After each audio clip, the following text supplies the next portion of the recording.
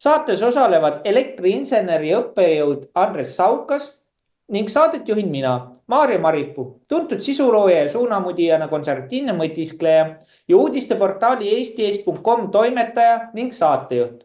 Tehnokraat alustab. Vastavalt kuulajate ja vaatajate soovidele jätkame elektri ja tuuma uudistega. Samuti tuli mõte saatel panna päris uus ja selgitav nimi, selleks sobiks kindlasti Tehnokraat. Küsime, miks selline nimi ja kellele on see kasulik? Sedasi olevat küsinud ka vanas Kreekas filosoof Platon. Andres, äkki selgitad? Tervist, Eesti rahvas. Kuna ma olen tehnokraat, siis ma ei saa mingit muud tervitust võtta kui ainult rahvale, sest rahval, mis meil puudub üldse üldises plaanis nii Eestis kui teistel rahva esindajatel inimestel on see väärikus, see haridus. Kui on kõrgem väärikus, siis on haridus. Ja kuna tehnokraadi sõna tuli sisse, siis siit lähemegi sinna vaikselt slaidide juurde, aga enne ma seletan teile natukene ära, mis pärast see väärikus tuleb just selle koolituse ja haridusega. Seda ütles ka, see ei olnud nüüd Kreekas, läheme Hiina mõne mõttetarga juurde ja tema ütles lihtsalt, et inimene, kas sa oled loll või tark selles ruumis, kui sa oled tark ja selles ruumis on palju lollest, siis sa ei ole selle ruumi vääriline. Ja vastupidi, kui sa oled tark või oled loll selles ruumis ja vääriline, siis ei ole vääriline. Ja isegi nüüd mõelge, mis see tähendab. Kui ei ole seda mõistust või ei ole ühist nagu mõtet, siis jääb tavaliselt võõras sellises ruumis jääb inimene magama. On ta tark või on ta rumal. Ja vot sellepärast ongi, kuna tarkusega on selline asi, mõistuse tarkusega, see tahab kõvad praktikat, trenni, õppimist, ütleme niimoodi, et millegist aru saada ja pärast oskab aru saada. Ja lähmegi siis slaidide juurde, et see paremini nüüd seda küsimust, mis asi see tehnokraatia üldse on, pildi slaidi ette ja küsimuse ka nii nagu oli esitatud ja saate seda täpsemalt uurida. Ja vaatame, mis see tehnokraatia on siis. Näete, tehnokraatia tuleb kreeka keelest. Siin oligi juttu, et Platon oli mees. Esimene tähendab tehno on oskus. Tehnokraat, oskate midagi teha. Te olete millegi sellist olete tehnoga seotud. Ja kraatia on võim. Et on demokraatia või tehnokraatia. Ja on valitsemisvorm, milles võim kuulub otsuste tegemise ühiskonnas eranditult tehnoloogia spetsialistidele. Nüüd mõelge, kes meil ministeeriumites sedasi tegutsevad majandusministeeriumist, kas on seal nüüd tehnoloogia oskused olemas? Vot see on tehnoloogia, tehnokraatia. Ja see termin tuli selgelt sõnastatud ideega ühiskonnas, mida juhivad teadmiste kandjad. Puutume sellega esmakordselt kokku Platonist, kes kirjutas oma vabariigis, kuna meil ka Eestis on nagu vabariik, siis võiks seda tehnokraatiat ka teada. Ja kaitseb teesi, et riiki peaksid juhtima teadmiste kandjad. Tollal oli nagu filosoofide klass, aga praegult on tehnokraadid, majandust on nüüd laiem, sest siis oli riike oli vähe ära. Ja kus kohas neid kasutatakse, näete? Mõned riigid kasutavad valitsuse moodustamisel tehnokraatlikku meetodit. See tähendab, et poliitilise või muu kriisi korral luuakse see mitte poliitilistel, vaid professionaalsetel alustel. Enamasti teevad seda presidentaalse valitsusvormiga riigid. No saame öelda, et president kus kamandab. Meil, ütleme, president ei ole, tema ainult kirjutab alla, kooskõlastab valitsuse, aga näete, siin on president, kus on olemas. Ja olgu see Venemaa, Hiina, USA, näete ise, kuidas nad presidendid omavahel vestlevad. Ameerika ja Venemaa ja Hiina ja nii edasi. Ja samuti selline tehnokraatlik kord on ju kuningriigis. Kuningriik laseb vaadata, keda ta õpetab, keda on, kontrollitakse korralikult, et see riik metsa poole ei kisuks. No metsa on sedasi öeldud, et kui autoga sõidame, siis rool ja see hakkab kiskuma, oleme kraavis metsas. See ei ole nüüd korralik lugu. No see oli nüüd siis selle esimese kohta tehnokraatia. Nüüd mõelge mõned riigid ka juurde, näiteks Island. Seal on 300 000, kas seal on nüüd tehnokraatlik või on liberaalne või mis seal võib olla või võtame Norra, Rootsi, kes teevad, hoolitsevad oma rahva hea käigu eest, eriti elekter, tuumajaamad ja mõelge isegi meil on ka nende mehed sees siin pankade näol ja kas nad siin meil kasu saavad või ei saa, ise teate, kas te olete nende kliendid või nende laenude peal. Nii et nende kuningas või kuninganna seal mõtlevad ikka tehnokraatlikult, kuidas oma riigile kasu tuua. Nii, vot see ongi tehnokraatia esimene pool, mis asi see on. Lähme siis edasi selle pildikesega. Ja kas on neid valitsusi olemas? Nüüd näete siin mõned, ma nagu ütlesin ette, aga vaadake, siin ongi mõned riigid kasutavad valitsuse moodustamisel tehnokraatlikud meetodid. See tähendab, et poliitilise või muu kriisi korral luuakse see mitte poliitiliselt, vaid professionaalsetel alustel. Et ühesõnaga majandusministriks mingil juhul ei saa mingisugune arst või ravi või ära põllumees ja põllumajanduse ministriks ei saa jälle mingisugune tehase direktor. Tal ei ole seal mitte midagi teha, ta magab seal presiidiumis või seal omas kambas, vajab neid paberit, ta ei saa aru sellest. Neid on nii pahtu tehtud ja enamasti teevad seda, kus on presidendid eesotsas. Ja näete, selline lõik on ka võetud sealt, kui eelmise pildi pealt võite vaadata Wikipeediast, kui leiate üles. Kõige sagedamini on need peale teist maailmasõda valitsus moodustatud Soomes, siin meil kõrval 7 korda. On tehnokraatlik, ütleme, Urho Kaleva Kekkonen oli, ta ehitas ju need tuumajaamad, tal oli suusaradagi seal Tartumaal ja mõelge, kudamoodi ta sai. Ta siis tegi ju need tuumajaamad 1977 said valmis, korralikult töötavad edasi. Nii et nendel on see kogemus olemas ja nad oskavad selle kohe mõelda, kui on vaja minna. Ja praegult ma arvan, et nad mõtlevad ka ja vaadake see Estlink 2, Estlink 1, kas neil on nii suur huvi ja kiirus seda parandada. Las siin üle lahe maksavad, kui tahavad, kui ei taha ei maksa, nemad ikka mõtlevad oma rahva peale. Ja võtame ühe näite, väga kuulsa näite, olukord näiteks Itaalias 1990 aastat esimesel poolel oli selles osaks väga raske, et kui kõik valitsuse liikmed ja peamiste erakondade juhid olid erandlikult seotud korruptsiooniskandaalidega. Mõelge, kas meil on siis korruptsiooni või ei ole. See on teile kodune ülesanne. Ja selle tulemusena oli aastatel, näete, 1993 ja 1994 ametis parteitu tehnokraatlik valitsus, mida juhtis Itaalia pangadirektor Ciampi, näete, siin on.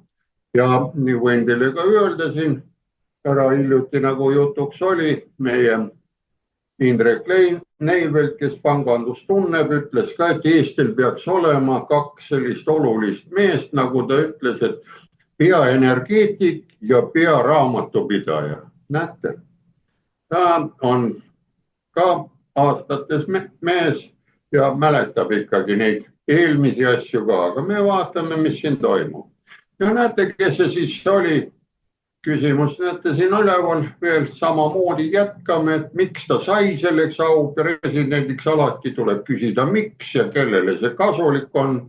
Nii nagu Platon ütles, alati mõelge, kui midagi teile pakutakse või millegist räägitakse, kui saate nendele küsimustele vastuse, siis te teate vääriliselt vastata ka, kui keegi nagu küsib seda või tahate midagi öelda.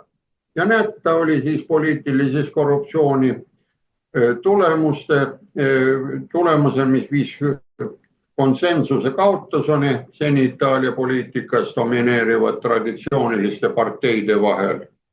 Ja 94. sai temast rahvusvahelise arvelduste panga president ja siis ta valitigi 1999 Itaalia presidendiks, mis on esimene mitteparlamentaarne valitsus vabariigi ajaloos. Näete, see on Itaalia vabariik ja sellest aastast, näete, 2006 anti talle aunimetus juurde, et ta on eluaegne Itaalia senaator ja ta elas, näete, 2016. ja 20. oli, näete, siin on päris pikk elulugu, eluaasta.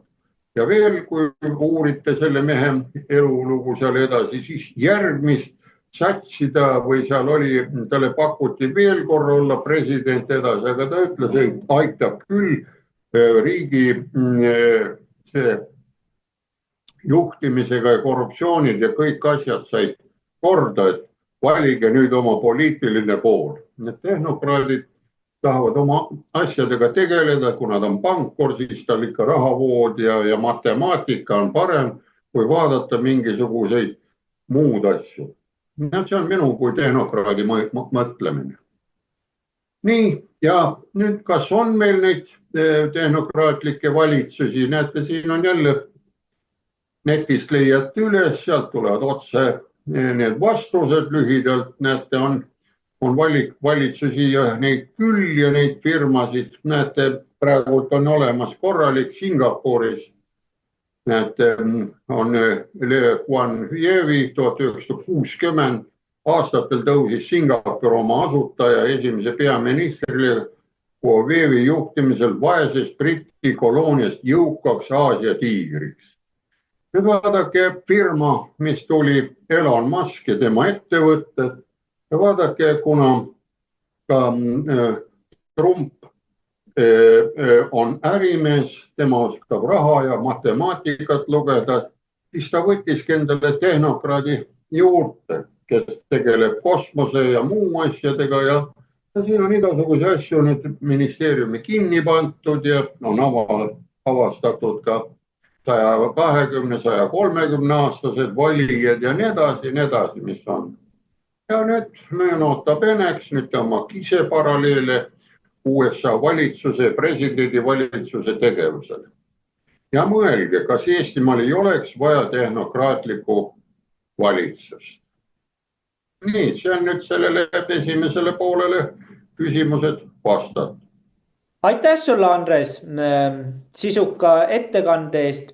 Rahvalt on tulnud siis küsimusi, kas Eestis kliimaministri koha kadumisega juhtus ka midagi?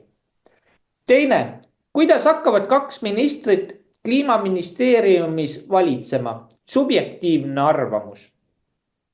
Kolmas küsimus, kas Saaremaal on mingeid elektriga seotud uudiseid?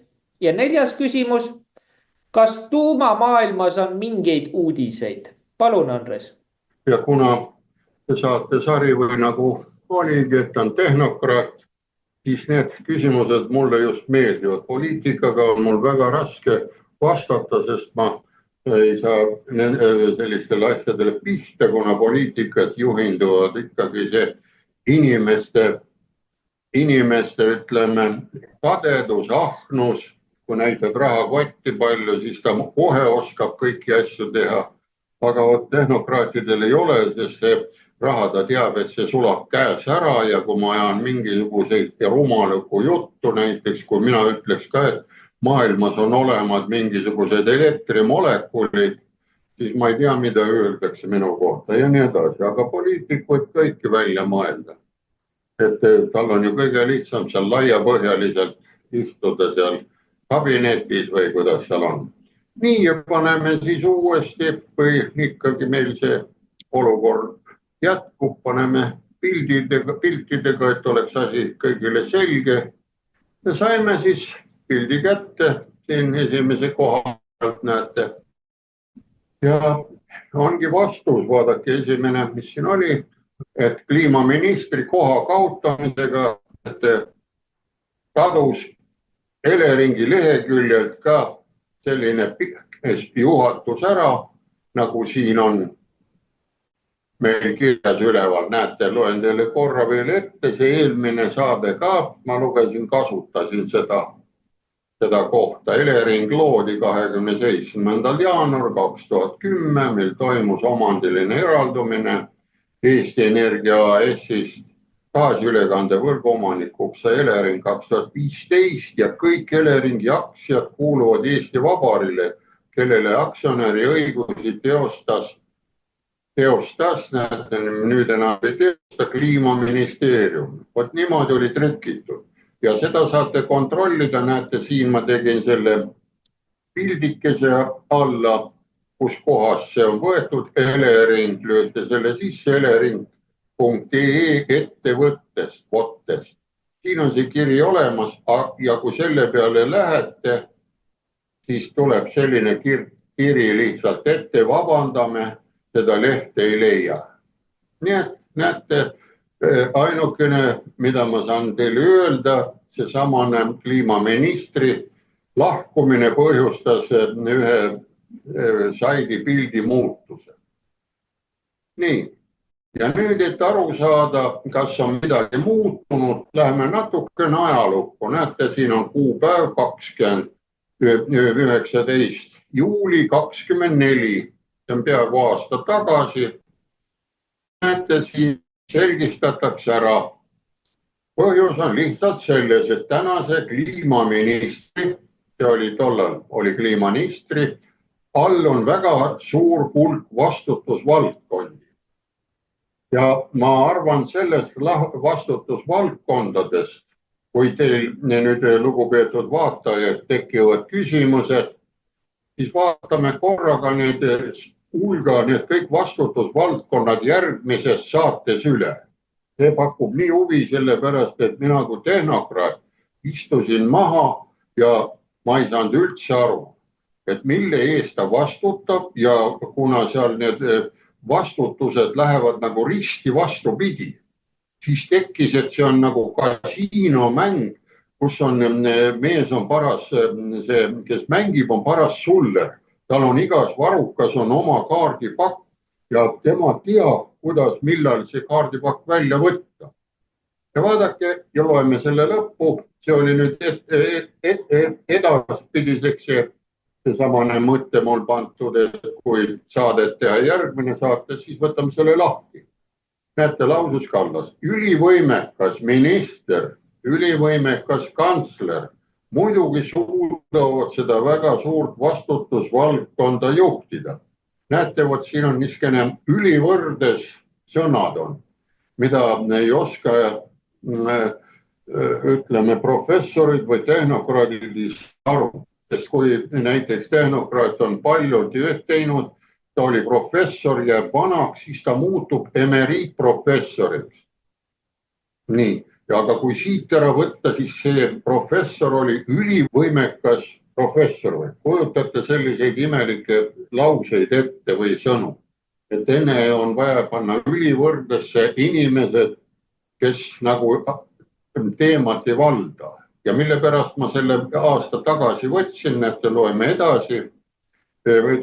Lahkus hiljuti meilt see kliimaminister ministeeriumist ja enam ei olegi seda ministri. Nii ja lähete edasi. Nii et suudab ära, aga kliimaseaduse vastuvõtmisega on tegevusi kordi rohkem. Vot mina ei saa sellest kliimaseadusest jällegi aru. See oleks jälle vaja panna järgmises saatesse, mis asi see kliima on. Võtaks selle lahti, kuidas seda üldse arvutatakse või kuidas sellest aru saada. Et sealt tekivad tegevusi rohkem.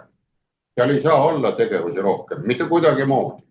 Ilmaga on tegevusi rohkem, ilma vihma sajab või tuiskab või lund tuleb või auto jäi kinni, aga kliimaga ei ole üldse tegevusi. No see on tehnokraatlik liginemine praegu ja selle et ikkagi korralikult tehtud saaks, on tunne. Näete, tunde järgi käib asi, mitte ei käi kuidagi majanduse järgi, et on mingisugune, ma ei tea, mis tunne see võib olla, siis et seal on vaja vähemalt 2 juhti.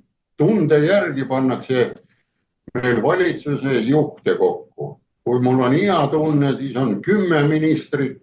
Kui on halb tunne, siis löön need ministrid minema või kuidas see on. Siin ei saa kuidagi olla, sest rahvas on taga. Meil on siis selline tunne, et meil on rahvas ka olemas või ei ole. Ma ei saa aru. Proovige see mulle selgeks teha tehnokraadile, lollile tehnokraadile. Ma ei pea ennast targaks. Ma lihtsalt ütlen teile ära, mina ei saa aru. Ja siis näete, ütleb ära ja siis selgitatakse need tunded ära. Seal on need vastutusvaldkonnad eraldi lahti jaotatud. Ja vaatame järgmises saates need vastutusvaldkonnad eraldi. Ja kes vastutab kliimavaatest tuleviku taristu eest. Näete, kliimaga veel vaatame kliimat. Kui me ei saa aru, mis asi see kliima on. Ilma saame ära, kui täna on vihmane ilm, siis peab ju olema muidugi taristul katus peal. No, uudised olid, et Pae tänaval ei pantagi majale katus, mis põles. Noh, see ei ole riigi asi. Ja kes vastutab ressursside eest?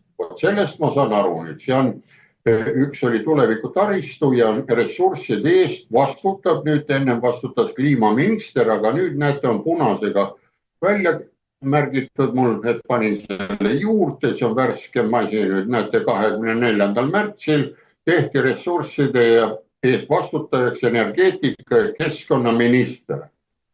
Ja kui te vaatasite eelmist või üle-eelmist saadet, kus oli seal see majandusministri nõupidamine, siis üle-eelmises saates ikka kliimaminister proovis midagi rääkida nendest meretuuleparkidest, et raha läks sinna, aga küsiti, kui palju see maksma läheb, siis öeldi, et kusagil 20 aasta pärast ta maksab ikka 15 eurot megavatt ja selline huvitav asi oli. No vot siin on nüüd kliimaministeeriumi need küsimustega saime hakkama. Läheme siis edasi. Näete, siin proovime nüüd ise ka lahti rääkida. 2 ministrit, kui nüüd ühes ministeeriumis on võrdsel positsioonil tegutsevad. Võrdleme autojuhtimist, valitsemist. Autol on üks rool, see on tehnokraatlik mõtlemine või on teil mõnel veel rool. On küll olemas 2 rooli, kui on elektri selles pargis, kus on lõbustuspargis, on isa sõidab lapsega, siis kõrvuti juhivad mõlemad. Kus üks juht ja valitseb ja tavaliselt on üks juht, et juhib, aga samuti saa kuidagi välistada olukorda, kui teine võtab samal ajal autoroolis kinni ja proovib oma poole keerata. Mis siis saab? Tegevusi tuli juurde. Kindlasti tekkis autos tagaistmel istuvatel kaasreisijatel imelik tunne. Siin ma võtsin need mustandiga välja, mis eespool mäletate oli, et ministritel tuli tegevusi juurde, siis tuli ka tunne sisse, et sellis oli vaja 2 ministrit panna. Ilma siis see on ja siis, sest mõne aja pärast toimub avarii ja vastutusvaldkonnad jaotuvad eraldi lahti. Siis näeme peale avarit, kes vastutab tuleviku taristu, see on auto ja kes vastutab viga või hukkunud inimressursside eest. Nad peavad seal kahekesti nüüd vastutama ja kuidas see vastutus ära jaotatakse, sellest mina ei saa aru, sest kui on üks juht, siis on teada, et tema on süüdi ja kui palju ta saab, aga nüüd see siis rohkem kraavi keeras, näete. Kuid on alati olemas lihtne väljapääs, tuleb juhtima panna kogunenud haritud autojuht, tehnokraat, kes arvestab koheselt liiklus- ja ilmaoludega, sest kliimat ei saa inimene ega loom muuta ja kliima muutmine on ainult looja ametijuhendis kirjas. Vaielge vastu või ütelge, kuidas tahet. Sest kliimat mõõdetakse, sellest saab ka järgmine saade rääkida.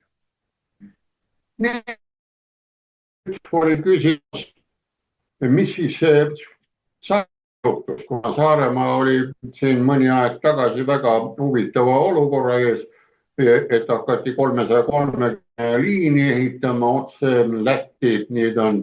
Ja näete, kõigest nüüd läks väiksemale mehele üle Elektrilevile, ütleb nüüd tulevikus Saares välja 13 kilomeetrit maa-aluseid kaableid. Ja saan teile öelda, kui te seda uudist vaadata, neid 13 kilomeetrit ei hakata see aasta üldse vahetama, vaid järgmine suvi. Need 2-aastased värsked uudised on siin. Ja näete, täna härra Ärm, nagu on Mihkel Ärm, ütles sõnul kaablite vahetamiseks ei lähe küll, aga teeme suvel täiendavaid hooldustöid. Vaatame, et kontaktid oleksid puhtad, et alajaamad oleksid kuivad. Need kontrollime üle ja järgmisel aastal siis esimesed investeeringud. Ja küsige nüüd endalt, miks on vaja teha täiendavad hooldustöid? Kas siiamaani ei tehtud siis hooldustöid vastavalt käidu standardile, käidu juhendile? Sest iga aasta tuleb üle käia alajaamad ja võrgud ja puhastada need trahvud üle käia, kontrollida õlid ja kõik see ära. Tähendab, nagu ei oleks toimunud siis. Või on nüüd olukord peale lahti ühendamist.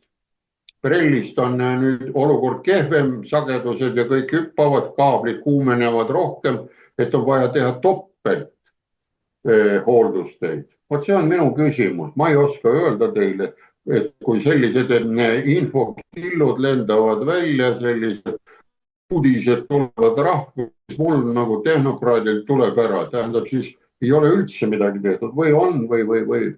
Ma ei tahaks uskuda, et seda on, et need vanade käidumehed, kes seal elektrikud on, nemad lähevad ikka vaatavad üle, aga kui noored on juhid siin, võib-olla nad ei tea seda. See on lihtsalt minu subjektiivne arvamus.